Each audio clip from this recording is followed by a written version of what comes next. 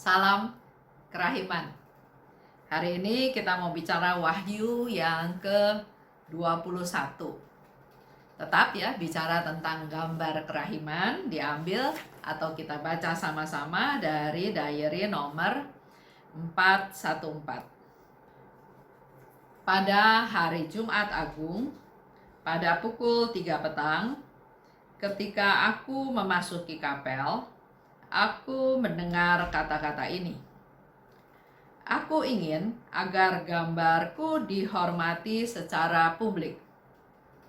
Kemudian aku melihat Tuhan Yesus menghadapi ajal di salib di tengah penderitaan yang sangat berat. Dan dari hati Yesus terpancar dua sinar yang sama seperti dalam gambar itu. Ini Wahyu ke-21 ya. Juga tetap bicara tentang gambar. Dikatakan oleh Suster Faustina pada Jumat Agung, tepatnya 19 April 1935, pada pukul 3 petang. Kalau kita perhatikan, 19 April itu gambar kerahiman ilahi belum dipajang, tapi sudah selesai ya, sudah selesai. Dan dikatakan oleh Suster Faustina, ketika aku memasuki kapel, aku mendengar. Ketika aku memasuki kapel. Jadi di sini ada satu contoh tindakan proaktif dari Suster Faustina. Suster Faustina memasuki kapel. Suster Faustina masuk kapel pasti tujuannya untuk berdoa, untuk ketemu Tuhan, untuk melakukan jam kudus. Jadi tahapannya adalah kita harus punya kerinduan, punya niat, punya sediakan waktu untuk datang pada Tuhan. Dan di sana dia mendengar Yesus berkata, "Aku ingin gambarku dihormati secara publik." Tanggal 19 April, Yesus berkata kepada Suster Faustina, "Aku ingin agar gambarku dihormati secara publik." Jadi pada saat itu belum ada penghormatan gambar secara publik ya, karena Yesus masih ingin minta ya kepada Suster Faustina.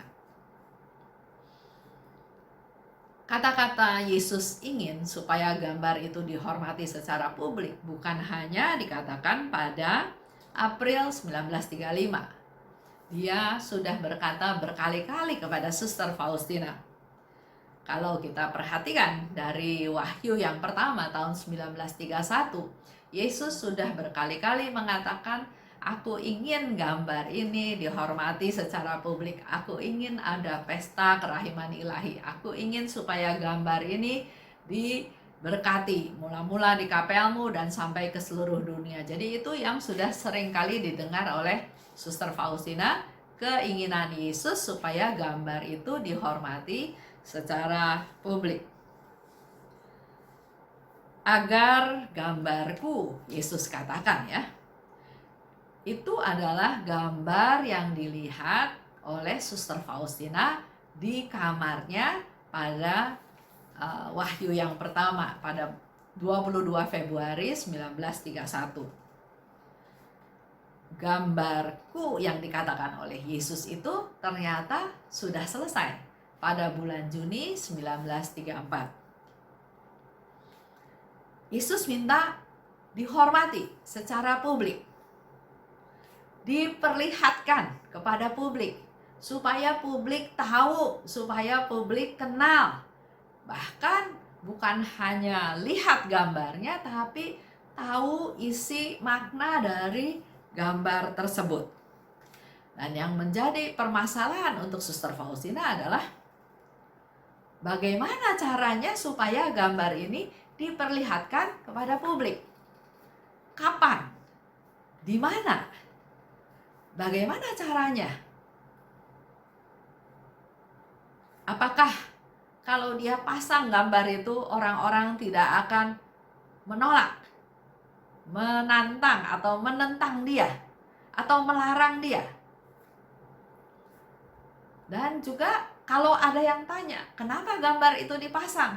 Bagaimana Suster Faustina menjelaskannya?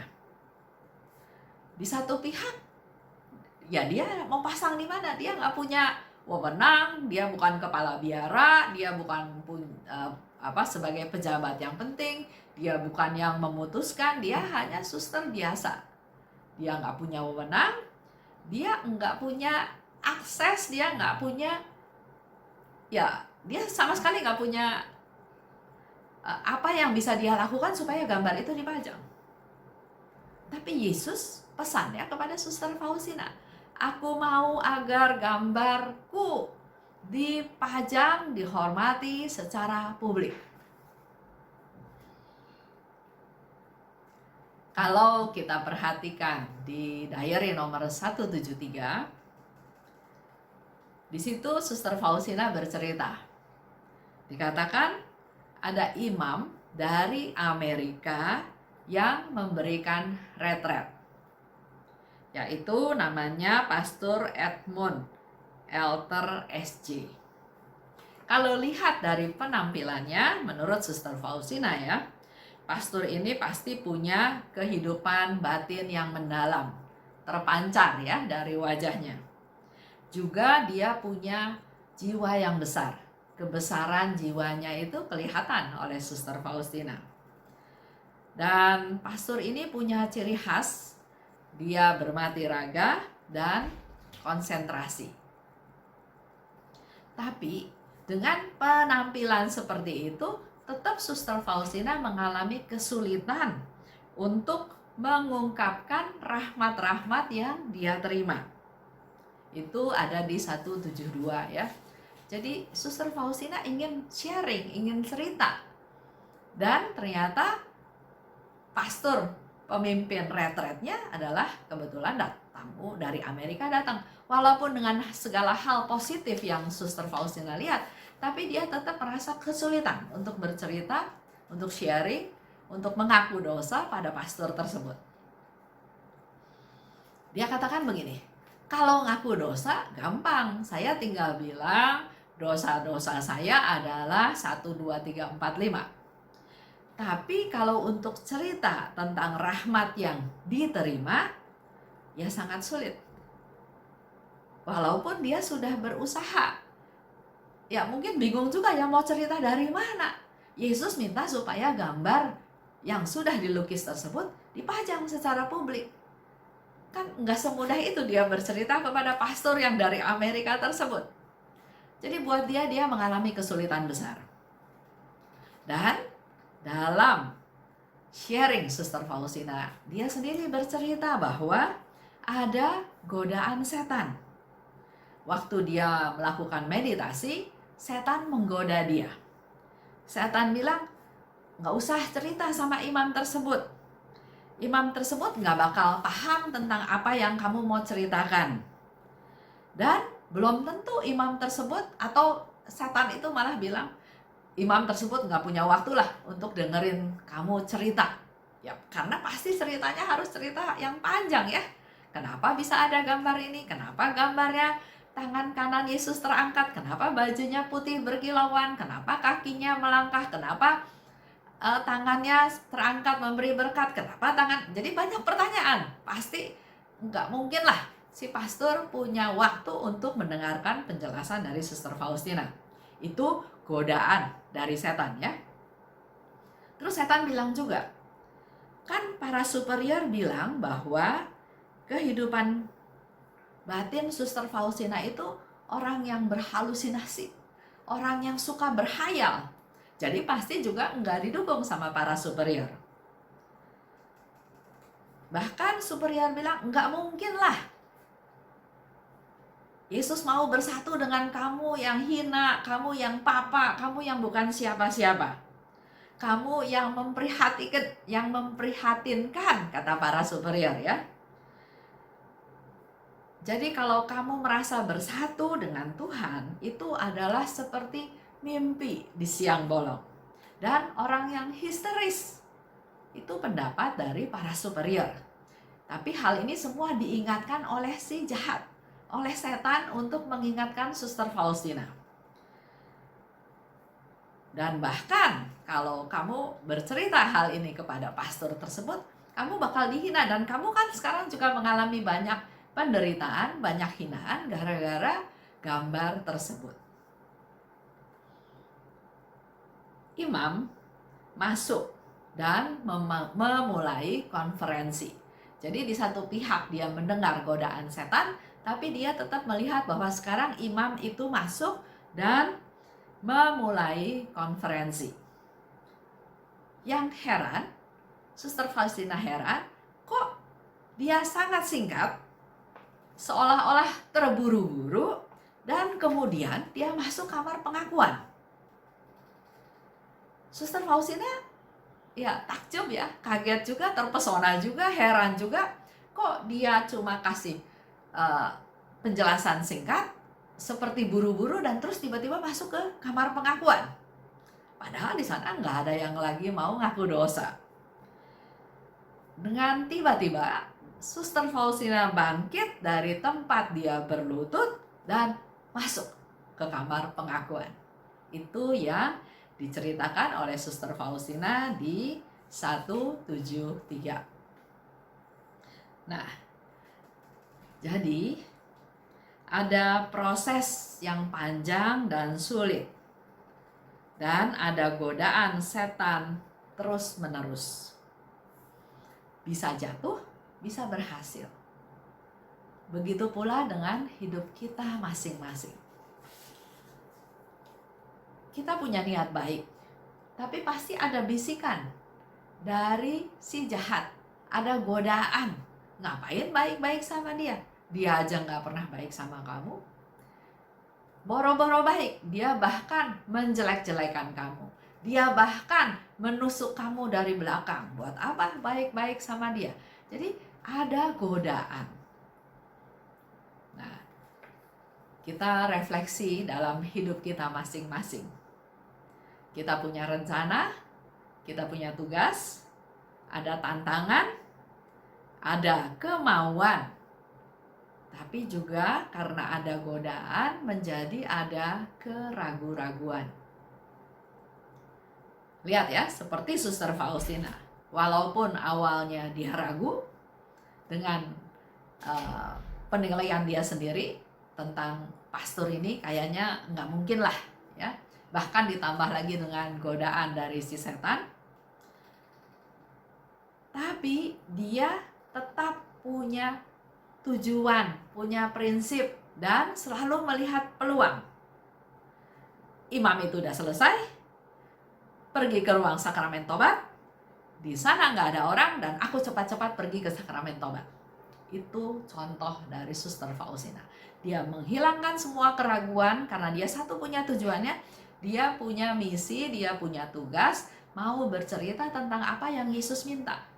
Yesus minta, aku ingin agar gambarku dihormati secara publik.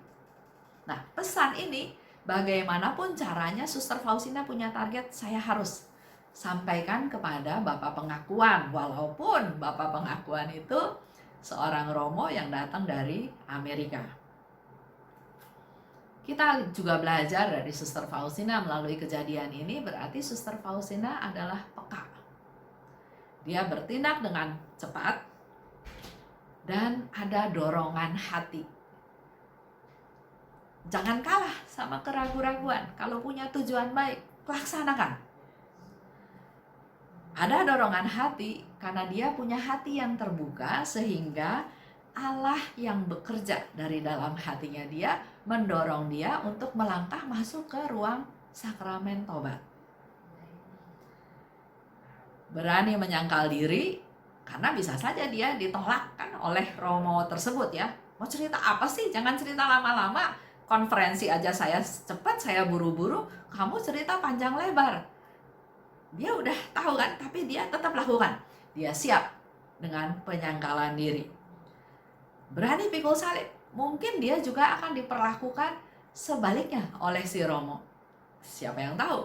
Tapi dia mau pikul salib demi melaksanakan apa yang Yesus minta, dia mau pikul salib. Dan ya dia tetap setia, seperti yang Yesus katakan ya.